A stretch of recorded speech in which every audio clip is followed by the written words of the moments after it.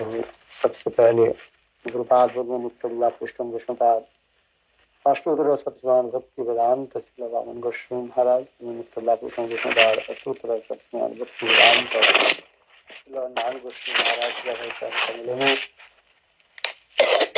अनंत करोड़ शासन धन्यवाद ज्ञापन करता हूँ एवं समस्त प्रति समस्त वैष्णव के चरण कमलों में यथा यथा धन्यवाद प्रणाम कार्य। आज बहुत महत्वपूर्ण दिवस है। ये आज गीता जयंती भी मना रहे हैं और साथ ही साथ आज एकादशी तिथि भी है। हर साल मार्गशीर्ष माह की शुक्ल पक्ष एकादशी तिथि को गीता जयंती मनाई जाती है। इस साल भी 11 दिसंबर 2024 को गीता जयंती पर्व पर पूरे भारत में मनाया जा रहा है। इस दिन मोक्ष एकादशी का उपवास भी रखा जा रही है, जो भगवान श्री विष्णु की पूजा को समर्पित है। पौराणिक मान्यता के अनुसार मोक्ष एकादशी पर श्री भगवान ने अर्जुन को गीता पाठ पढ़ाया था। वह वो समय था जब अर्जुन के कदम महाभारत युद्ध भूमि में के ऊपर डगमगा लगने गए थे। तब गीता के उपदेश सुनकर अर्जुन अपने लक्ष्य की ओर अग्रसर हुए। हिंदू धर्म में गीता को सबसे पवित्र एवं पूजनीय ग्रंथ माना गया है। इसमें मौजूद स्वयं भगवान कृष्ण द्वारा कही गई बातें आज भी युवाओं को भी अवसाद, चिंता और भय से दूर करती है। मान्यता है कि गीता के उपदेश को जीवन में उतारने से व्यक्ति अपने लक्ष्य को प्राप्त करने में सफल हो जाता है। साथ ही व्यक्ति के क्रोध, लोभ, मोह से दूर रहता है। आत्मा न जन्म लेती है न मरती है। गीता की जो वचन जो है बहुत सुंदर है। शिक्षा हमें देते हैं, सीख इस प्रकार देते हैं। ये गीता में विशेष करके आत्मा अनात्म विवेक ज्ञान के बारे में बताया। आत्मा न तो जन्म लेती है और नहीं मरती है। न जायते न मृत्यते। आत्मा की जन्म भी नहीं है, मृत्यु भी नहीं है। इस शरीर जन्म लेती है और इस शरीर छोड़ देते हैं।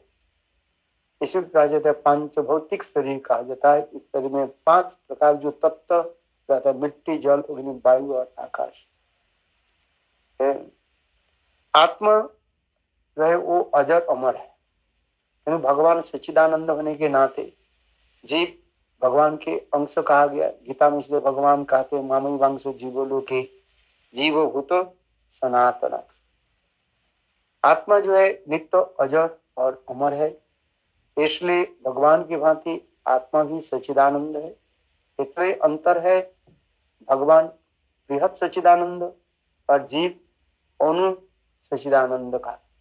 इसलिए गीता में यह हमें संदेश देते हैं कि आत्मा की जन्म भी नहीं है और आत्मा की मृत्यु भी नहीं है। शरीर के जन्म होते हैं और शरीर मृत्यु है। गीता में जिसमें कहा जाता है भगवान और किसी भी कर्म का प्रभाव नहीं पड़ता है, न किसी कर्म के बंधन से वो बांधते हैं। जन्म, इसलिए गीता में भगवान कहते हैं जन्म कर्म जन्म दिव्यम जुगति तत्व। मेरे जन्म कर्म क्रिया आदि को जो जान लेते हैं, अर्थात मेरे जन्म कर्म आदि अलौकिक है। इस जन्म कर्म की क्रिया को जो जान लेते हैं, पुनः इसके संसार में जन्म लेना नहीं पड़ता है। तीसरी कहते हैं गीता की ज्ञान प्राप्त करने के लिए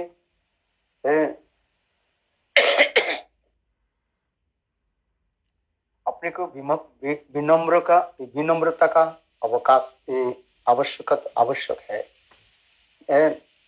विद्या विनय संपन्न ब्राह्मणे गविहस्तिनी सुनिचिव सपाके च पंडित समदर्शन। उसी प्रकार जो है श्रद्धावान लभते ज्ञान तत्वतम इंद्रिय संयतम। श्रद्धावान व्यक्ति ही गीता की ज्ञान को जो है प्राप्त करते हैं। तद्विधि प्रणिपात परिप्रश्न सेवया उपदीक्षन्ते ज्ञानिनो तत्वदर्शिनो। तद्विधि प्रणिपात वह वस्तु के जानने के लिए वह संत भगवान के निकट जाए व भक्त के निकट जाए, उसके निकट प्रणाम करे और परिप्रश्न करते। प्रणिपात परिप्रश्न और तद्विधि प्रणिपात परिप्रश्न सेवया सेवावृत्ति होनी चाहिए। इसलिए गीता की ज्ञान प्राप्त करने के लिए ये तीन है विनम्रता आवश्यक है। इसलिए गीता हमें ये भी संदेश देते हैं। चौथा गीता हमें ये संदेश देते हैं काम क्रोध तथा लोभ ये तीन नरक की दाह है। काम ईशो क्रोधो ईशो रजोगुणो समुद्भव। काम क्रोध आदि रजगुण से ही प्रकटित होता है, जिससे स्वयं भगवान कहते हैं ये तीनों जो है मृत्यु के यानी नरक के द्वार कहा गया। गीता 16 अध्याय में 21 नंबर श्लोक में भी स्वयं भगवान अर्जुन के समझाते हैं। और गीता की पांचों विशेष जो है का ज्ञान इसमें हमें देते हैं। अंत समय में जो जिस भाव का स्मरण करके शरीर छोड़ता है, मृत्यु के पश्चात वह शरीर को प्राप्त कर लेता है। जंग जंग बाप स्मरण त्यजन्ते कलेवरम। मृत्यु के समय मनुष्य जिस चिंतन आदि करके शरीर छोड़ता है और शरीर छोड़ने के बाद वह शरीर को प्राप्त करता है, जिसके लिए भरत महाराज की इतिहास हमें श्रवण कराया है श्रीमद् भागवत में। कि भरत महाराज सब कुछ छोड़ करके भजन करने के लाए और हिरण्यकशिपु के प्रति असत्य होने के नाते दूसरी जन्म में उसके हिरण्यजनी लेना पड़ा। इसलिए कहते हैं जंग जंग बाप स्मरणम त्यजन्ते कलेवरम तद्भाव भावित कुंत्य। गीता के छठवां जो है हमें यह भी संदेश देते हैं संसार में रहने की कला हमें सिखाया। अर्थात गीता के अनुसार मनुष्य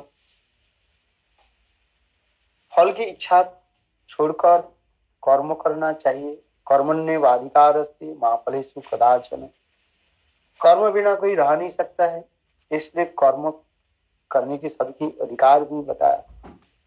इसलिए कहते कर्मण्येवाधिकारस्ते मा फलेषु कदाचन।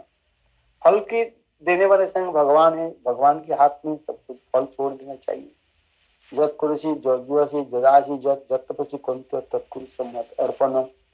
गीता में भगवान भी कहते हैं जो कुछ भी करोगे उसके फल को मेरे ऊपर अर्पित कर दो, जिससे तुम्हें कोई किसी प्रकार पाप नहीं लगेगा। भोजन पान आदि जो कुछ भी हम करेंगे पहले भगवान को अर्पित करके यदि ग्रहण करें तो हम पाप से मुक्त हो जाएंगे। अब भगवान के अर्पित नहीं करके जो भोजन पान आदि हम करते हैं उसके फल फल में हम उसको पाप भोगते हैं और उस पाप भोगने के लिए संसार में पुनः पुनः आना पड़ता है। इसलिए गीता हमें ये भी संदेश देते हैं और विशेष करके जीवन को सरल बनाने के लिए गीता नियमित अभ्यास करना आवश्यक है, जिससे हमें आत्मविश्वास बढ़ता है। गीता को यदि हम हर रोज पाठ करें तो हमें ये आत्मविश्वास आएगा। ये वास्तव हमारे जीवन की एक लक्ष्य तक हम पहुंच पाएंगे। ये जो मनुष्य गीता पाठ नहीं करता है वो मनुष्य अपने जीवन के जो है वास्तव लक्ष्य में पहुंच नहीं पाते। इसलिए गीता में स्वयं भगवान ये संदेश भी देते हैं कि सब कुछ छोड़ करके एकमात्र भगवान के शरण में हम आ जाए। सर्वधर्मान परित्यज्य मामेकम शरणं व्रज अहं त्वं सर्व पापेभ्यो मोक्षयामि मा शुचः। आज ये गीता जयंती पर विशेष तात्पर्य गीता की कथा शास्त्र में बता है। गीता गुरुदेव ये गीता के 5 ज्ञानों के बारे में बताया गया। एक साधारण ज्ञान कहा जाता है, जनरल नॉलेज। जनरल नॉलेज भी कहा जाता है आत्म अनात्म विवेक ज्ञान। नित्य वस्तु अनित्य वस्तु के प्रति हमें ज्ञान होनी चाहिए। नित्य वस्तु किसको कहा जाता है, अनित्य वस्तु किसको कहा जाता है। इसलिए गीता में हमें भी ये संदेश देते हैं, नित्य अनित्य वस्तु के ज्ञान होनी चाहिए। इस संसार में जितने भी वस्तु है ये क्षणस्थायी है, टेम्परारी कहा गया है, और चित्त वस्तु तो सदा सर्वदा नित्य कहा गया। इसलिए अर्जुन के लक्ष्य के स्वयं भगवान कृष्ण आत्म अनात्म विवेक ज्ञान के बारे में श्रवण कराया। क्योंकि युद्ध क्षेत्र में अर्जुन दोनों पक्ष की सैन्यों के देख करके थोड़ा विचलित हो गए, मन ही मन विचार करने लगे, ये ऐसे लोगों की मैं हत्या कैसे करूं, गुरु न हत्या, गुरु वर्ग की मैं कैसे हत्या करूं, और गुरु वर्ग की हत्या करके और यह राज्य लेकर के मैं क्या करूंगा। इसलिए अर्जुन के मन में एक लेमेंटेशन उत्पन्न हुई, जिसको कहा जाए विषाद योग कहा जाता है। भागवत गीता की प्रथम योग की कहा जाता है विषाद योग कहा गया। इसलिए अर्जुन कृष्ण को बोले, मेरे रथ को जो है दोनों सेनाओं के बीच में स्थापित करो। तो उसमें भगवान श्री कृष्ण अर्जुन के रथ को जो है दोनों सेनाओं के बीच में के रखा। एक तरफ कौरवों को देखा और एक तरफ अपने सगे संबंधी आदि को दर्शन कर पांडवों को देखा। देख करके उनके मन में बहुत ग्लानि थी और अर्जुन विचार करने लगे कि मेरे हाथ में गांडीव है, इस गांडीव के द्वारा सबको मैं मार डालूं। किंतु भगवान उनकी आत्म अनात्म विवेक ज्ञान भी दिया, जिसको साधारण ज्ञान कहा जाता है। तो ये अर्जुन, तुम ये सोच रहे हो कि तुमको मार डालोगे, किसको मारोगे, शरीर के मारोगे कि आत्मा के मारोगे। इसलिए उस समय भगवान अर्जुन के लक्ष्य करके समस्त जीवों की भी शिक्षा दी। तो आत्मा तत्व जिसको कहा जाता है और शरीर तत्व जिसको कहा जाता है, किसको विनाशील वस्तु क्या है और विनाशी वस्तु क्या है, अविनाशील वस्तु क्या है, उसके बारे में भी ज्ञान दिया। बहुत सुंदर इसमें गीता में सब दिखाया गया। फिर वर्णाश्रम धर्म आदि के बारे में भी अर्जुन जी प्रोत्साहित किया। जो जिस वर्ण और आश्रम में रह करके अपने धर्म को पालन करेंगे उनके जीवन को सफलता प्राप्ति करेगा। इसलिए स्वयं भगवान कृष्ण अर्जुन के लक्ष्य के ब्राह्मण क्षेत्र वैश्य शूद्र और ब्रह्मचारी गृहस्थ वानप्रस्थ सन्यास उनके बारे में भी बताया गया। फिर अंत में दैव वर्णाश्रम धर्म के बारे में भी बताया। गीता की ऐसे सुंदर शिक्षाएं जो है न भूतो न भविष्यति, समस्त प्रकार युक्ति तर्क की भी खंडित करके और आत्म तत्व के प्रतिष्ठित किया गया। प्रकृतिवाद की खंडन किया। जैसे कुछ लोग सोचते हैं कि प्रकृति अपने आप सब कुछ कार्य आदि करते रहते हैं, किंतु स्वयं भगवान कहते हैं माया दक्षिण प्रकृति स्वचराचरम हेतु अनन्य कुंत्य जगत भी परिवर्तते। भगवान कहते हैं अर्जुन देखो, प्रकृति जो कुछ भी काम करती है मेरे आदेश से सूर्य पूर्व दिशा पर उदित होते हैं, मेरे आदेश से सूर्य पश्चिम दिशा पर अस्त चली जाती है। हवा आदि पवन देवता आदि मेरे आदेश से सब कुछ काम करते रहता है। एक एक अधिष्ठात्री देवता अपने अपने काम आदि करते रहते हैं। जिसे कहते हैं माया दक्षिण प्रकृति सुवते स्वचराचरम हेतु अनन्य जगत भी परिवर्तते। इसमें तो बहुत सुंदर गीता में भगवान उपदेश दिया, आत्म अनात्म विवेक ज्ञान। फिर विशेष ज्ञान के बारे में भी बताया, स्पेशल नॉलेज एवं ब्रह्म ज्ञान के बारे में भी बताया गया। निराकारवादी भगवान को स्वीकार करना नहीं चाहते, किंतु भगवान अर्जुन के लक्ष्य करके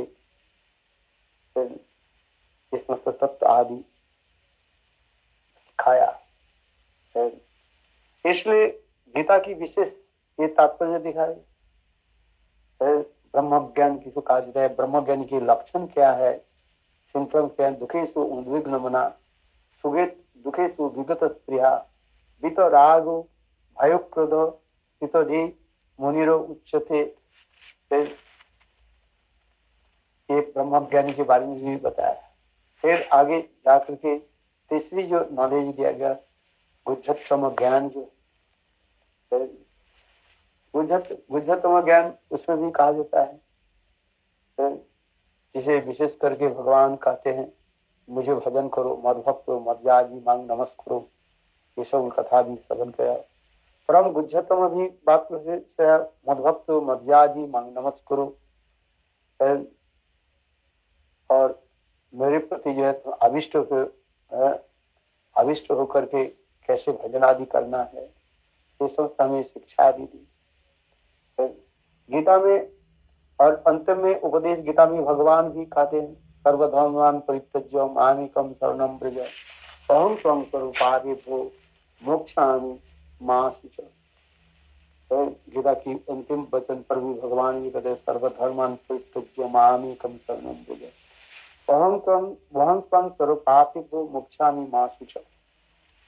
जो तुम सोच रहे हो कि सब वर्णाश्रम धर्म आदि पालन नहीं करने पर मुझे पाप लगेगा, तो भगवान कहते हैं मैं तुमको मैं वचन देता हूँ, समस्त पाप से तुमको मैं मुक्त करा दूंगा, तुम मेरे शरण में आ जाओ। एक मात्र मेरा ही पूजा करो, मदभक्त मज्जाजी मांग नमस्ते, मनोना भगो मदभक्त मज्जाजी मांग नमस्ते, एक मात्र मेरे शरण में आ जाओ। गीता में अनेकों स्थान पर कृष्ण दृढ़ता के साथ हमें ये समझाया कि स्वयं कृष्ण को हमें दृढ़ विश्वास रख करके भजन साधन करना चाहिए। तो इसलिए गीता की उपदेश जो है बहुत सर्वोत्तम उपदेश कहा गया। गीता जब तक हम अध्ययन नहीं करें, वास्तव रूप में पारमार्थिक जीवन में हम प्रवेश कर नहीं पाएंगे। गीता में 18 अध्याय कहा गया और 700 श्लोक भी बताया गया। 18 अध्याय में विशेष करके प्रथम 6 अध्याय जो है, 1 से लेकर के 6 अध्याय जो है श्री कर्मों जो कहा गया, और इसके बाद जो है 7 से लेकर के 7, 8, 9, 10, 11, 12 तक जो है इसी का जो भक्ति युग के बारे में बताया गया, और इसी 13 से लेकर के 18 अध्याय जो है इसी का जो है ज्ञान योग कहा गया, अर्थात कर्म योग, और इसके बाद जो है ज्ञान की भक्ति योग, इसके बाद ज्ञान योग के रखा गया। क्योंकि कर्म जो है भक्ति बिना कुछ दे नहीं सकते, इसलिए भक्ति योग के बीच में रखा गया।